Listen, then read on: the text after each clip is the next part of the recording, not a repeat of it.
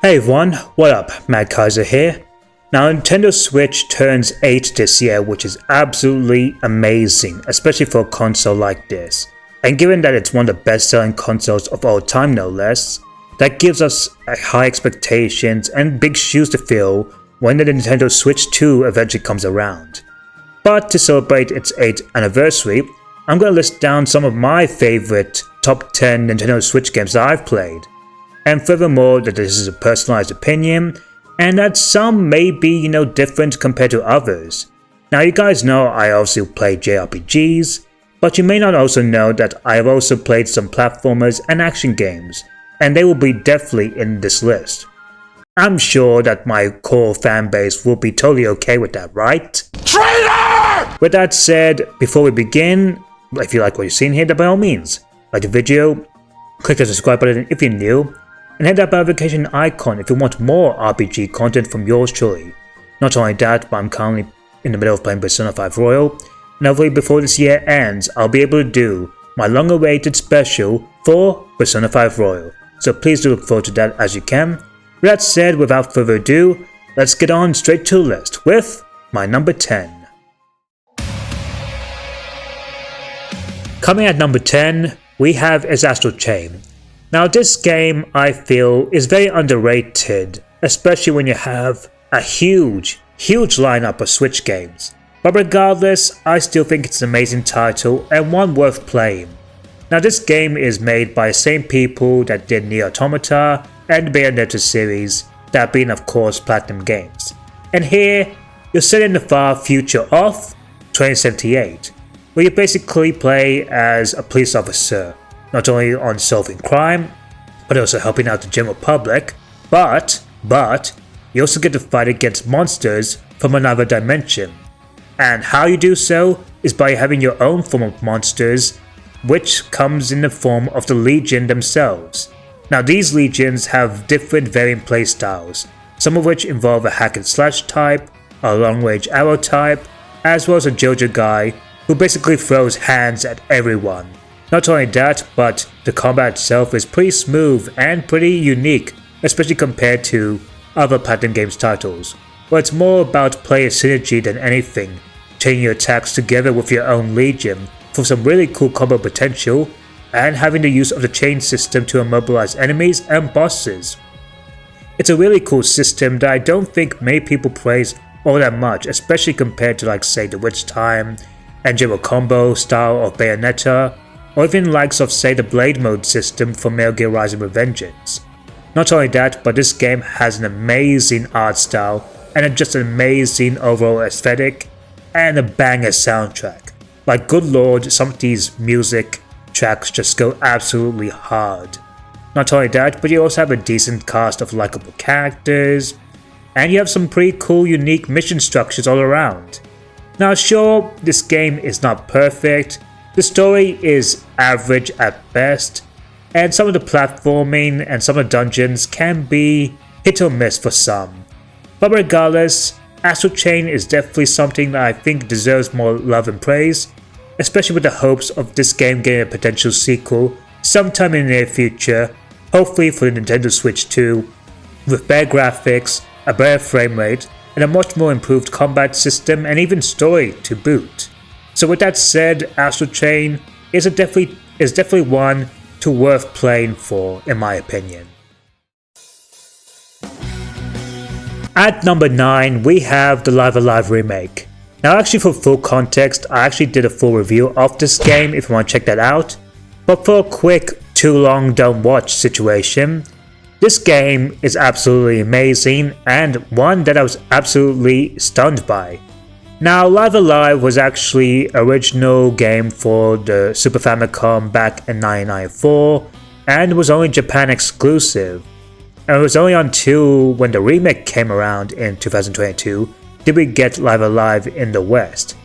Now in this game you get to play as multiple chapters, each self-contained, but then on a larger scale they all connect into one big epic finale.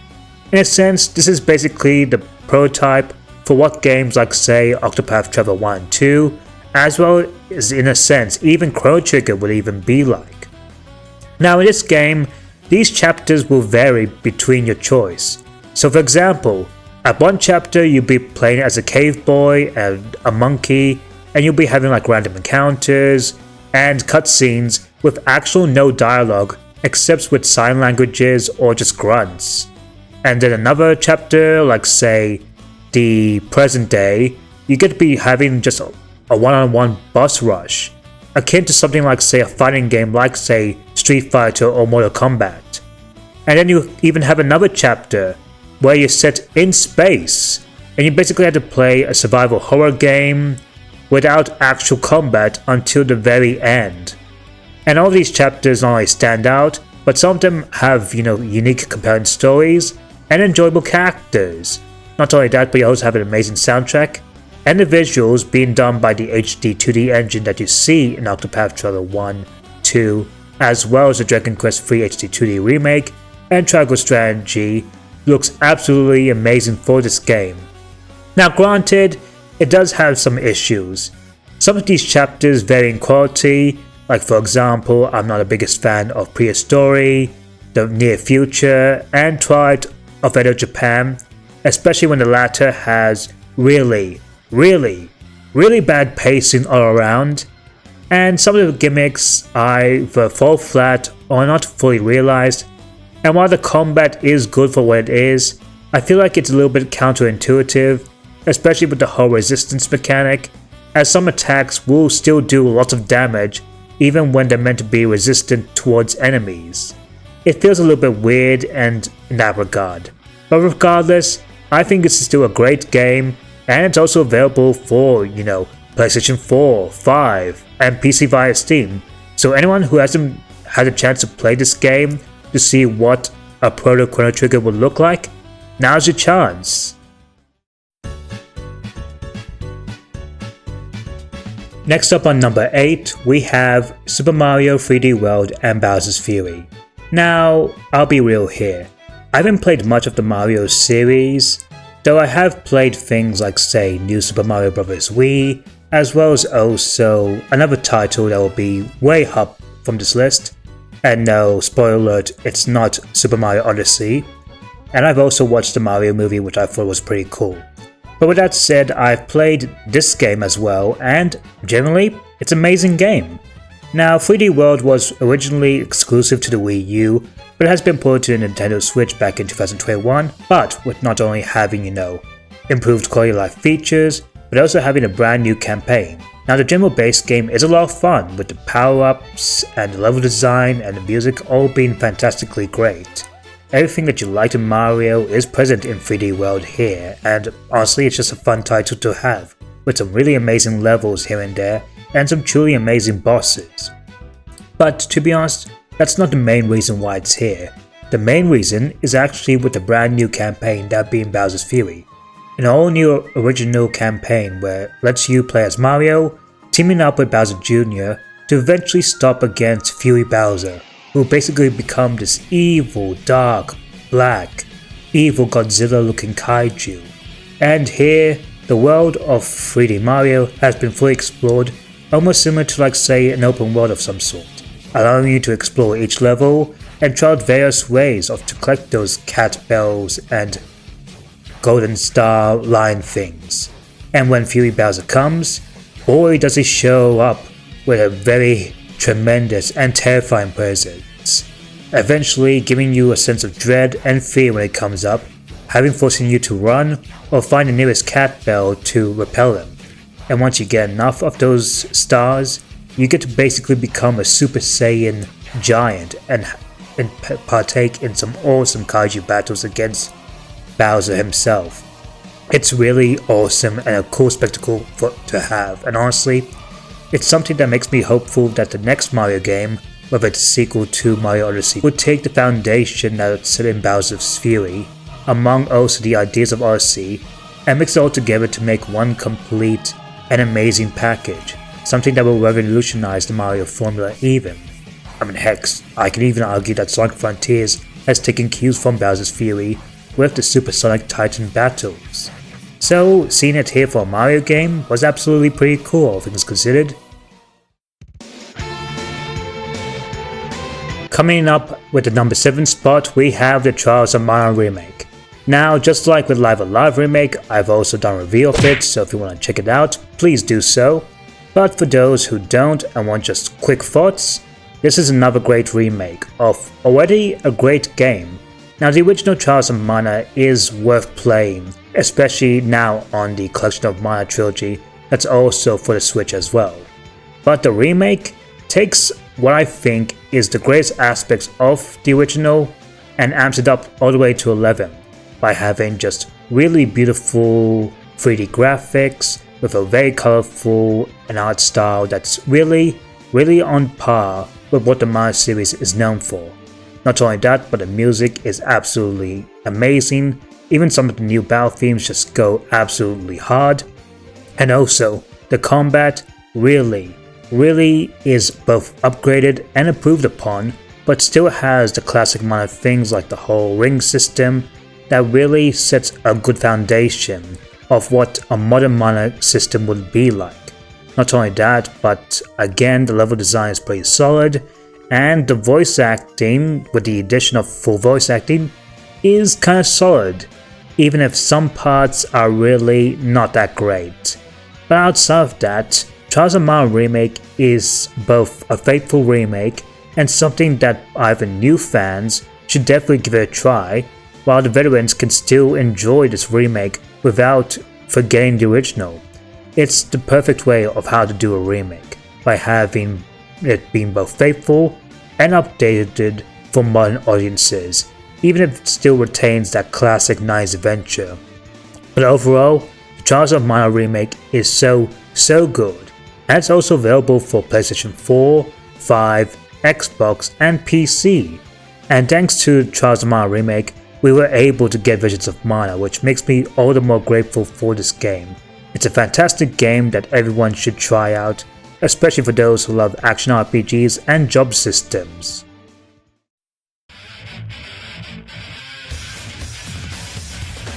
Next up, for number 6, we have Devil May Cry 3 Special Edition. Now, I know it's a little weird to have like say a remaster of a PlayStation 2 game, but given the fact that the Switch port of this game is arguably the best version, since it has one feature that's not present in any other version of DMC3, I thought why not include it, as it's also a really great game.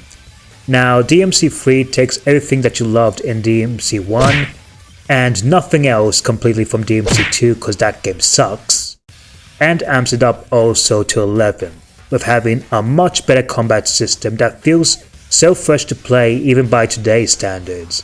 Not only that, but the story, while it's not anything too special, it's pretty solid with the whole Dante and Virgil rivalry they had. Not only that, but the soundtrack is also amazing, and you have some really cool combos here, with the addition of the style system and the fact that the whole style switching mechanic that was implemented in Devil May Cry 4 and 5 has been brought back for the Switch version of Devil May Cry 3, making it the best version to play, and having the style switching mechanic during mid-battle for DMC3 is such a nice feature to have. Not only that, but you also get to play as Virgil, which is absolutely awesome, and you have some really great bosses here. Overall, this game is absolutely fantastic, and anyone who's getting into Devil May Cry and wants to pick the best version to play Devil May Cry 3, easily pick the Switch version. It is really so good, and that is why it is number 6 right here.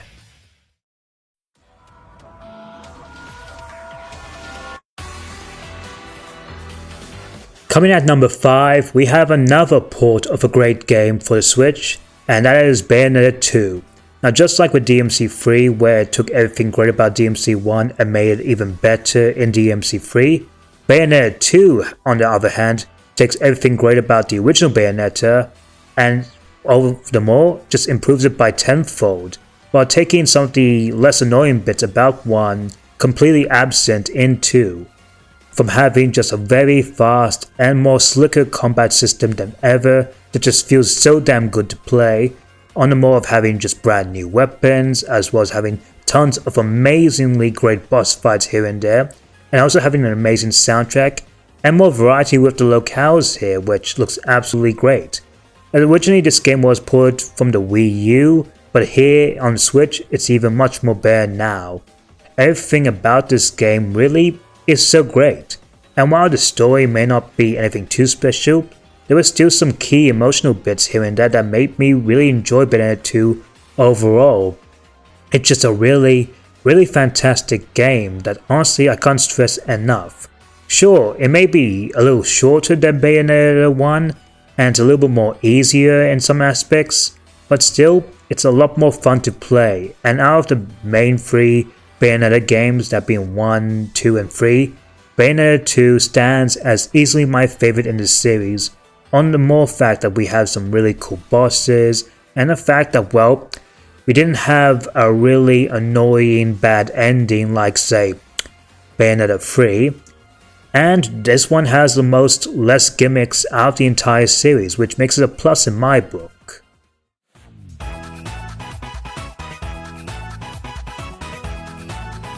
Coming at number 4, we have is Super Mario RPG Remake.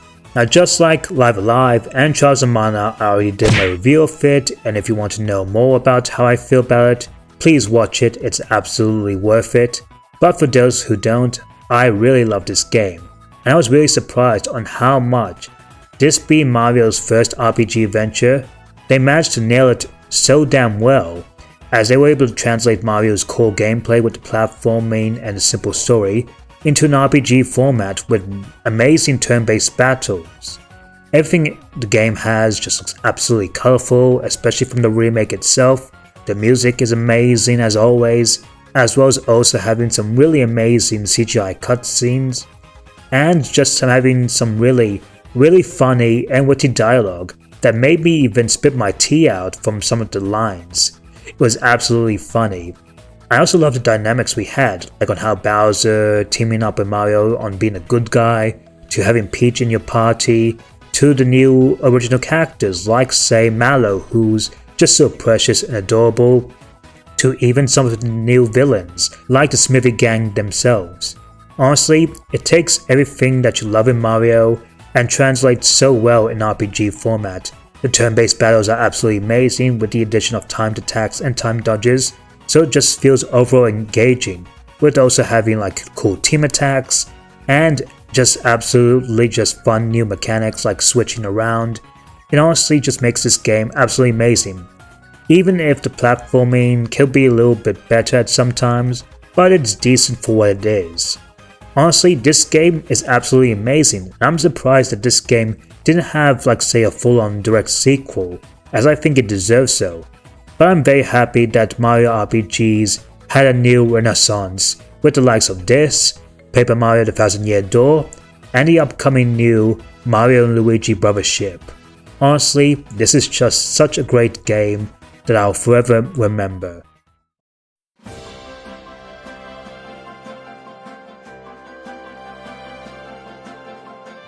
Now we're at the top 3, and honestly, these picks are so good that honestly, it's a hard time choosing definitively on what my number 1 choice is and what the other 2 picks are.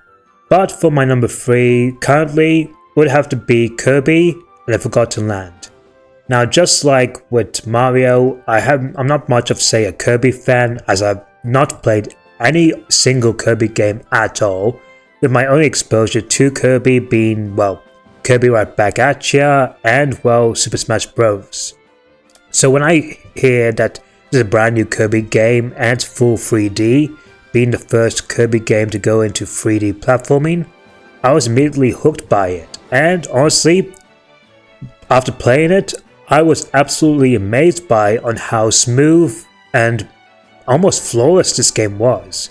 The visuals are absolutely amazing, the combat is amazing, the new gimmicks with the whole mouthful mode and the copy abilities are just so fun, and I also absolutely love the level design. The bosses are truly amazing and feel like something you see close to, like, say, an action game. Heck, Kirby himself can do like a perfect dodge straight out of Bayonetta, which is absolutely amazing. The customization with upgrading to new skills, and there's lots of cool secrets here and there that makes this game truly amazing, and I'm honestly stunned that they finally were able to do a 3D platformer, given the fact that most of the Kirby games that I know have been mostly 2D platformers, so seeing this one being a really smooth transition was absolutely amazing. The story is also pretty solid all things around, and I absolutely loved the new addition of Elephant here. He's so damn cute and adorable. Honestly, there's not much to say about this game other than the fact that it has amazing music. I absolutely embrace Kirby and the whole mouthful mode gimmick, and honestly it has tons and tons of good replay value and content to truly sink your teeth in. Honestly, it's an amazing game, and I can't wait to see on how they can build up Forgotten Lands Foundation and make it even better for the Nintendo Switch 2. Regardless, I love this game.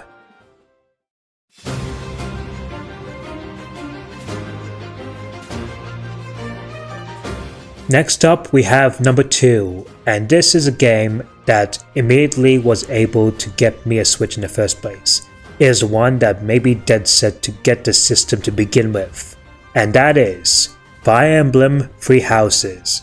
Now just like with say Kirby and Mario, I have never played a Fire Emblem game at all, with my only exposure to the series, well, being of course Super Smash Bros. With the likes of say Marth and Ike.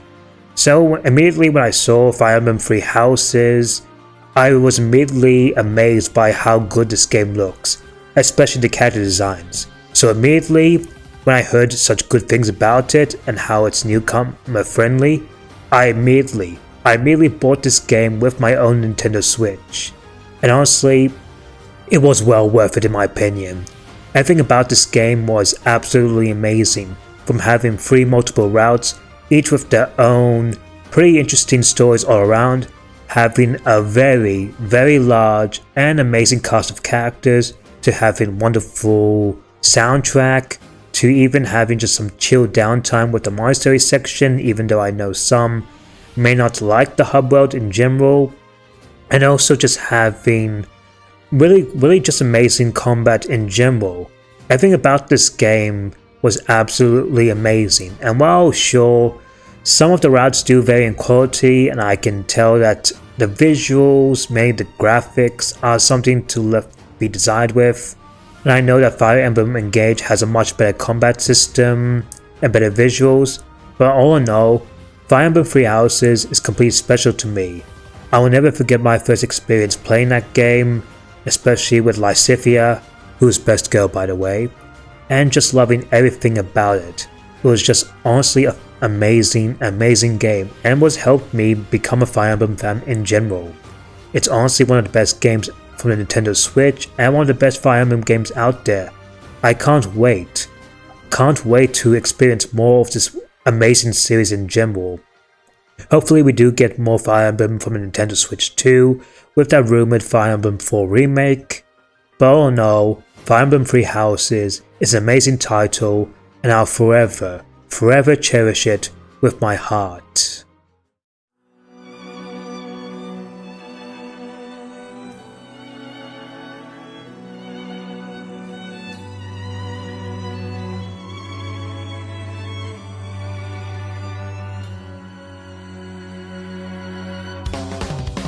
And now we come to my number 1 pick, my favorite Switch game ever, and that would have to be Xenoblade Chronicles 3.